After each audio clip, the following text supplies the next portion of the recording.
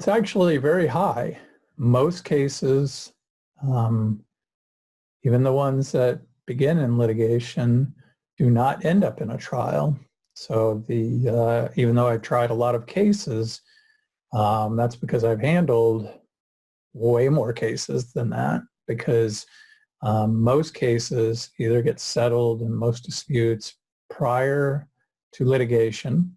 And then once they're in litigation, most of those suits get either settled or dismissed, or a summary judgment is granted if it's the plaintiff, prior to it ever reaching the trial stage.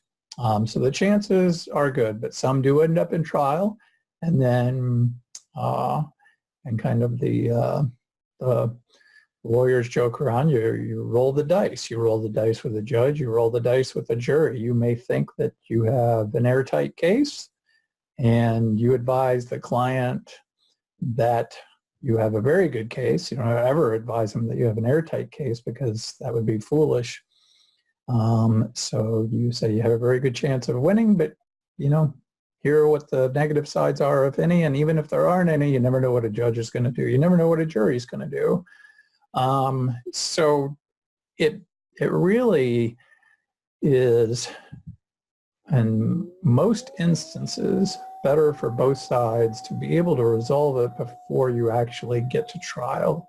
But some matters you just can't, whether it's because it's emotional or whether because you have another side that just won't bend, or you have just a case that your client believes in so strongly that the client is willing to roll the dice one way or the other, even after being advised that maybe their case isn't so great.